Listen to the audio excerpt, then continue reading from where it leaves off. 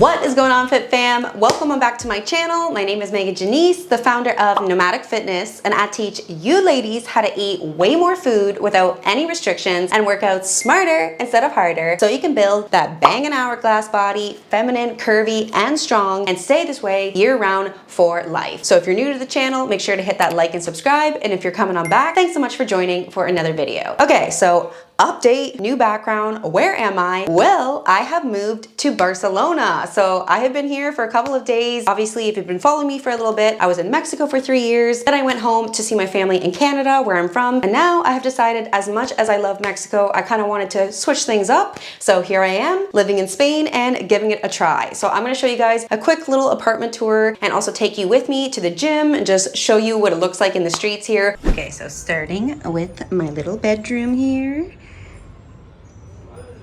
And I have this cute little balcony, and we are right in La Barceloneta, which is kind of the very bottom of Barcelona, right next to the beaches, on this beautiful little street, all the cute European apartments everywhere.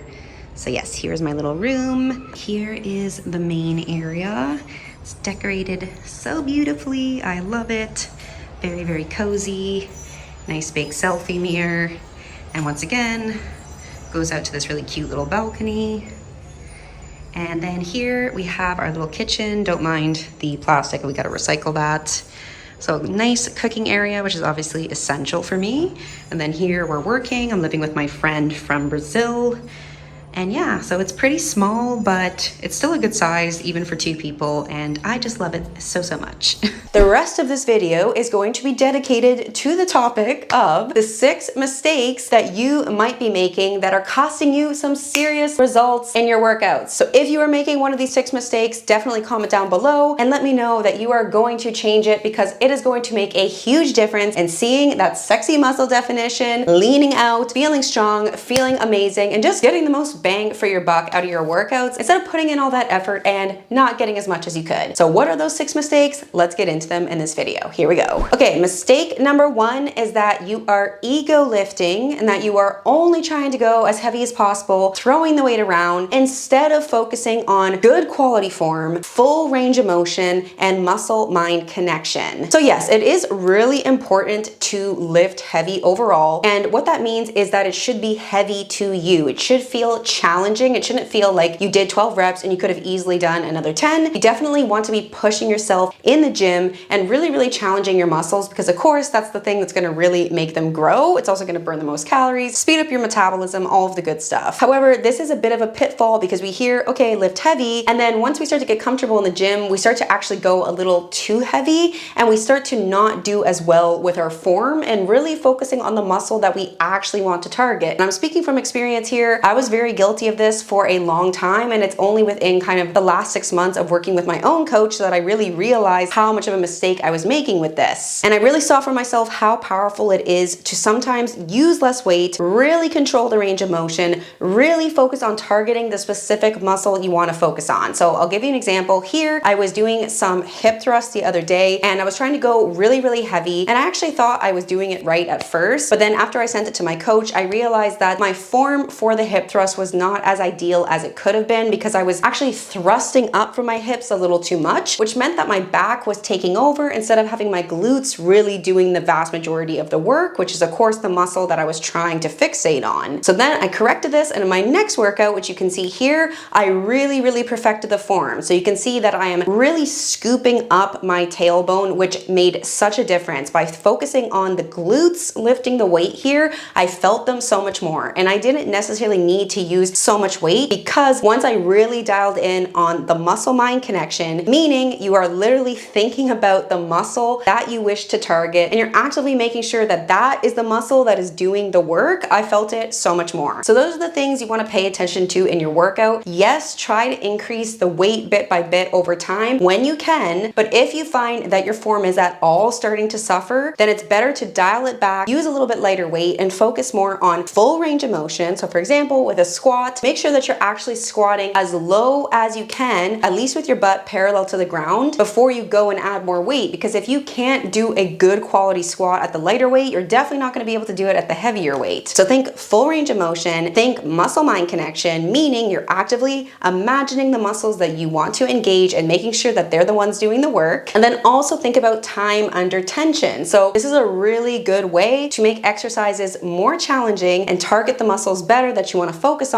without just lifting more weight. Meaning when you really slow down, move through the range of motion in a slow, controlled way, spend more time pausing at the full contraction, you're gonna get a lot more out of the exercise. So one thing I challenge you to do in your next few workouts is to think, how can I make the weights that I'm already lifting feel like they're heavier even if they aren't? And the way you're gonna do that is by implementing everything I just said: full range of motion, really good muscle-mind connection, and time under tension, really slowing down, controlling, and pausing at the full contraction. Okay, the second big mistake you are making with your workouts is not keeping track of your workouts. This is a deadly sin. And again, I was very guilty of this for many years of my weightlifting journey. For quite a while, I really thought, oh, you know, I know enough about weightlifting. I don't really have to have a specific plan. I don't need to take the time to track everything. And I'd kind of just go in the gym and do random things. And I mean, yeah, I was obviously kind of fit, but I really just stayed the same for a couple of years. I didn't really see any change in my physique, and it would have been so much better. I would have seen so much of a change faster if I had actually been keeping track of what I was doing. Because remember, in order to see more muscle growth, to see more definition and shape in all of the places that we want it, and also in turn to get a faster metabolism from all that muscle, which means you're ultimately going to burn way more fat 24/7 without even trying, the key to making that happen is implementing progressive overload, meaning that you are consistently progressing in the amount you are overloading your muscles with. So of course, as we just talked about, one way to do that is increasing weight over time. And yes, you should, so long as you are not messing up your form. If you are messing up your form,